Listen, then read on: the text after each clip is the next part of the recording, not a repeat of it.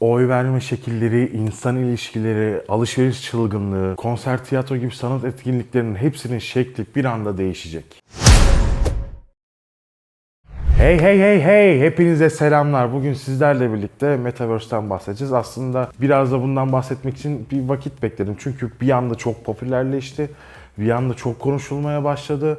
Bir anda çok hızlı şekilde söndü. Bu işe devam edenler etmeye devam etti. Sadece popülerlikten dolayı bahsedenler de deyip geçti gitti. Balon olup olmadığını anlamak için ya da değişiklikleri çözmek için birazcık şöyle bir etrafıma bakmamız yeterli olacaktır diye düşünüyorum. Metaverse'ün ne olduğunu kavramadan zaten bununla ilgili çok internette videolar var ama olayın 20 sene öncesinde başladığında hepimiz böyle aşikar olmaya başladık. Hayatımıza 2000'lerin başında Second Life diye bir oyun girdi. Biz Metaverse dediğimiz oyunun temellerini ilk burada görmeye başladık. Hatta orada bazı konsolosluklar kuruldu. IBM'in önünde bazı eylemler, isyanlar çıktı. Onlara katılanlar oldu ve de bunların hepsini sadece bilgisayar başından yaptık. Şu anda bir değişiklik olacağının bir göstergesiydi. Bizim bir mantığımızda bu nasıl oluyor demeye başladı artık. Diğer taraftan baktığınız zaman Türkiye'de de büyük atılımlar zamanında gerçekleşti. İnanmayacaksınız 2010'ların sonlarına da ya tam tarihini de bilmiyorum. Biz aslında hayvan gibi Metaverse'e giriş yaptık. Bir karakterle bir mağaza içinde geçip orada insanlarla muhabbet ettiğin, aynı zamanda alışverişini yaptığın bunların temellerini atmıştık. Hatta dönemin başbakanı da açılışa online olarak gitmişti. Bunu da PTT AVM yapmıştı. Ta ebesinin nikah zamanında. Ya 9 yıl önce ya da 11 yıl önce. İkisinden birisi olması lazım. Şu an tam emin değilim. Hatta ben de kendi karakterimle orada gezmişim ve de uyandırmıştı bana. Ulan GTA Vice City'deki alışveriş sistemini kopyalayıp entegre edip online alışveriş yapıyoruz'u uyandırmıştı bende. Metaverse'ün de o zaman Türkler tarafından da bir şeyler yapıldığı, farkında olup ya da olmadan Türkler de işin içine bir şekilde girmeye başlamış. Benim jenerasyonum bilecektir sanal şeylere. Ne kadar sanal dedin onu da bilmiyorum. Çünkü internetten girip kamera sipariş ediyorsun, tişört sipariş ediyorsun ya da herhangi bir şey sipariş ediyorsun. Ve de bunu reel olarak elinde tutabiliyorsun 3 gün sonra. Bu sanal mı değil mi? Bu sanallıktan çıkmaya başladı bence. Sanal dediğin şey olmayan bir şeyi gerçekçi şekilde sana kılan bir şeydir ama ben eğer bu telefonu elimde tutuyorsam ve de bunu eğer bir Metaverse'den sipariş ettiysem o artık başka bir boyuta doğru evrimleşmeye başladı diyebilirim. Dedim ya size, biz sanalla nereden başladık? Sims 1 dönemlerini düşünün, o 2000'li yıllar. 2004'te Sims 2 geldi, biz bir evrenin içine zaten girmeye başladık. O tayfa zaten oynayan tayfa olan, bu zaten bunun gibi bir şeydi diyecektir. Yeni jenerasyonu saymıyorum. Zaten eski jenerasyon olayın tam olarak anlamış değil. Bunlar da nereden popüler oldu zaten onu da birazdan bahsedeceğiz. Zamanında sanal bebek diye bir şey vardı ya da işte sanal yumurtalar falan böyle. 4 tuşla böyle göt kadar ekranda, şu kadarcık ekranda sanal bebeklerle biz aslında orada bir karakter oluşturup onu büyütüp zamanı geldiği zaman aşılayıp yemeğini yedirip hatta yeni çıkan üst modellerde 2 sanal bebeği farklı arkadaşlarınızla birlikte eşleştirip onu büyütüp yaşatmaya devam ediyorduk. Temelden inşa ede bence geldiği son noktalardan bir tanesi diye düşünebiliriz. Buna en büyük örneklerden bir tanesi yine geçiş dönemi ürünü olarak Pokemon Go'yu da örnek verebiliriz. Çünkü insanlar deli gibi AVM'lerde, sokaklarda elinde telefonla Pokemon avına çıktılar. Hani bir geçiş ürünü olarak aslında Pokemon Go'yu da çok güzel örnek verebiliriz. Peki bu Metaverse nasıl popüler oldu? Yani madem 20 yıldır devam ediyor ve de şu an nasıl patladı derseniz benim fikrim Facebook'un adını Meta olarak değiştirmesiyle başladı. Çünkü benim örgü öğren teyzem de, namazdan çıkan dayım da, amcam da, dedem de elinde telefonla Facebook'ta takılırken ona ne oluyor bunun adı Meta olmuş, Meta ne derken Facebook'un yaptığı bence kaliteli olmayan, aynı zamanda şu anda var olan şeyleri sadece orada gösteren lansmanın yaymasıyla gerçekleşti. Çünkü bu sefer herkesin dilinde bir Metaverse olmaya başladı. Peki şu anda yapılan şeyler sizce ne kadar Metaverse? Biraz gelin onlara bakalım. Çünkü baktığınız zaman Facebook bir Metaverse oluşturuyor. Roblox bir Metaverse oluşturduğunu iddia ediyor. Travis Scott konserleri verilen apayrı bir Metaverse var. Minecraft var ve bunlardan en popüleri olan aslında Sandbox var, Next Earth var. Bunların hepsi aslında bir Metaverse vaat ettiğini varsayıyor ama bence duruma bakarsak Web 3.0 ile geliyor bunlar ve de Web 3.0'ın logosuna baktığınız zaman merkeziyetsiz bir sistem olduğunu göreceksiniz. Bu Web 2.0 ya da 3.0 muhabbetini bilmeyenler için şöyle söyleyeyim. Web 1.0 ilk çıktığı zaman internetin sadece işte web sahibi olanlarının bir şeyler yazdığı sistem. Web 2.0'a geldiğimizde sitelerin içinde üyelik açarak şu anda YouTube'da yaptığımız gibi bizim de içinde içerik üretebildiğimiz belirli bir merkeze ait olan sistemlerden geliyor ki bunu da zaten tekelleştirdiler. Web 3.0'da da bu merkeziyetçilik ortadan tamamen kalkıyor. Bu zaten coinlerin tabanları da oradan geliyor diyebilirim. Metaverse'lerde alabileceğiniz NFT'ler ya da item'lar var. Bunları şöyle değerlendirebiliriz. Bir sürü moda ikonu farklı meta dünyalarda kendilerine dükkan açmaya başladı. Diyelim ki ben bir ayakkabıyı Sandbox'ın evreninde giydim, aldım. O kadar da para vermişim, cent ödemişim ona. Ben o ayakkabıyı eğer Facebook'un Metaverse'ünde giyemeyeceksen aradaki o hani Web 3.0'ın bağlantıları var demiştim ya, o bağlantı çöp olmuş oluyor. Herkes bir ticari savaşa girdi. Ben de bunun ilklerindenim. Pastanın ilk lokmasını ben de alacağım diyenler, pastayı paylaşmak isteyenler, pastadan hatta büyük lokma almak isteyenler şimdiden girdi ama kendi aralarında bir ticari savaştan dolayı böyle davranıyor. Bu Metaverse bizim ne işimize yarayacak? Hem bunu duygusal olarak düşünenler var hem de gerçekten merak edenler var. Şimdi duygusal olarak düşünenlere bir başlayalım. Ne yapabiliriz diye. Metaverse'lerde bazı sanal arsalar satılıyor. Bu sanal arsaların üstüne de siz evinizi, ocağınızı isterseniz de boş olarak bırakabilirsiniz. Ve eğer sizin çevrenize bir yerlere, mesela bunu Sand üstünden örnek vereceğim, Sandbox'ın haritası üstünden. Sizin evinizin, çevrenizin herhangi bir yere yüksek yapıda bir inşa yapılırsa ve bu inşada bir markanın olursa, örnek veriyorum Adidas, örnek veriyorum Atari, örnek veriyorum sallıyorum şu an Migros. Bunlar orada sanal market işine girdiğinde sizin de arsanız değerleniyor ve satışlarınızda fiyatlarınızı arttırmanız etkin oluyor. Bu aslında şu andaki gerçek evrendeki gibi, şu an ama gerçek evrenle konuşuyoruz. Şu andaki evrendeki gibi oluyor aslında. Değer kaybediyor, değer kazanıyor. Coin aracılığıyla yaptığınız için coin'in de dalgalanması yatırımınızı etkileyen şeylerden bir tanesi oluyor. O yüzden hem atıyorum Sandbox üstünden konuşuyorum şu an, en popüleri o olduğu için ve de en çok revaçta olan o olduğu için. Sandbox'ın coin hacminin değeri yatırımınızı etkiliyor.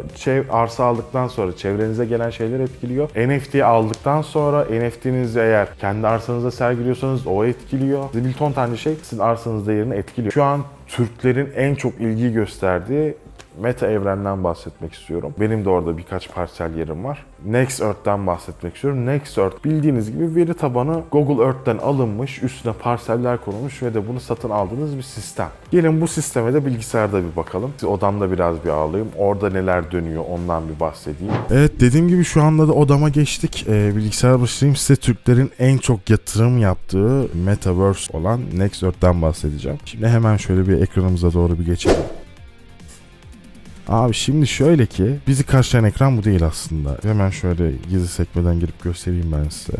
Bizi karşılayan ana ekran aslında bu. Burada tüm aslında whitelist'i, değerleri, Mati, OpenSea'daki Ethereum'la ödemesini falan hepsini görebiliyorsunuz. Login dediğinizde kaydınızı oluşturabilir ya da giriş yapabilirsiniz. Sync Up dediği yerden kaydınızı oluşturabilirsiniz. Üyeliğinizi açtıktan sonra direkt olarak karşınıza gelecek sayfa zaten bu. Sol tarafta bir menümüz var. Hemen ilk başta map'ten başlayalım çünkü sizin asıl işinize yarayacak yer zaten burası. Abi geldiniz diyelim. Google Earth'ten çekilme bir alan. Burası büyük ihtimal Fransa tarafı. Hemen size de göstereyim. Şuradaki lokasyona tıkladınız ya. Buradan gelip Screen Mode'dan Satellite Streets'in üstüne tıklarsanız burada eğer sokak isimleri de gözükmeye başlayacak. Önce bir Türkler nerelere yatırım yapmışsa onu bir göstereyim. Deniz kenarında ve de insanların az olduğu yerlerde üstüne piksel art da yapmanıza izin veriyor bu sistem. Kadıköy tarafına bir gidelim. Ya bir süre sonra ciddi anlamda eğer bu dünyadan uzaksanız gözlerinize inanamayacaksınız. Çünkü abi denizler, 3. köprü her yer alınmış şekilde zaten şu an. Şimdi baktığınız zaman şurada kareler var ya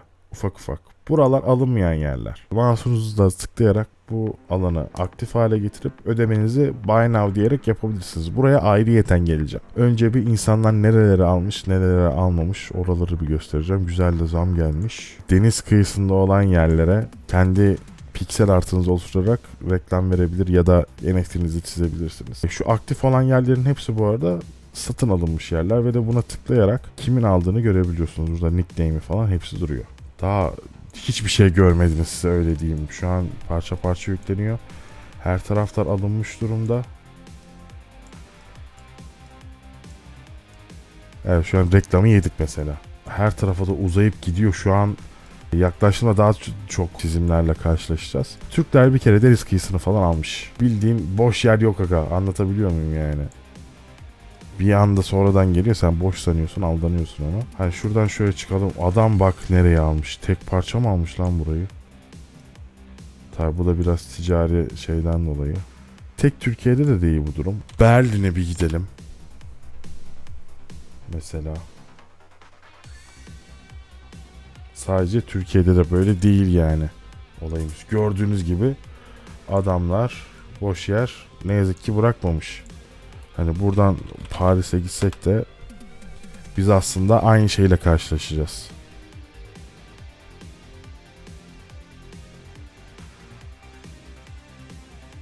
Gördüğünüz gibi bunların hepsi aslında o anasının gözü açıldıkça daha da çok geliyor.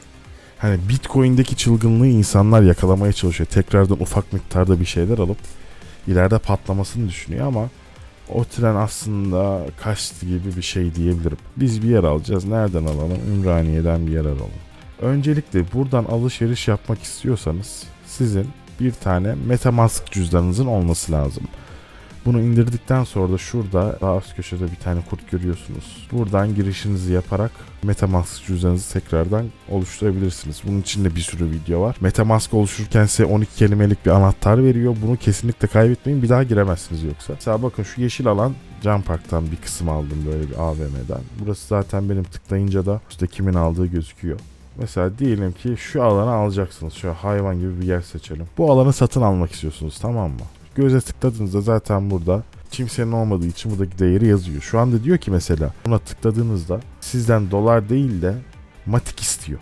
Siz de MetaMask cüzdanınıza Matic iletiyorsunuz. Matic yolladıktan sonra buradan Matic olarak onayladığınızda sizin aslında yeriniz gelmiş oluyor. Aslında basit bir sistem. Peki bunu geldiniz aldınız, sonra ne yapabilirsiniz? Hemen soldaki menümüze bir geçelim. MyLands'ten kendi topraklarınızı, arsalarınızı görebiliyorsunuz, parsellerinizi. MyLand Arts'ta sizin atıyorum dedim ya deniz kenarında bir yeriniz varsa ya da insan topluluğundan uzak bir yerde arsa almışsanız orada art yapmanızı sağlıyor. Marketplace'te satılan diğer araziler var. Diyelim bir araziyi almak istiyorsunuz ama orası alınmış. Eğer satılıktaysa da orayı alabilirsiniz. Veya burada çizilmiş NFT'ler var. Pixel artlar var. Bunları satın alabiliyorsunuz. Burada cüzdanınız var. Burayı da büyük ihtimal blurlayacağım.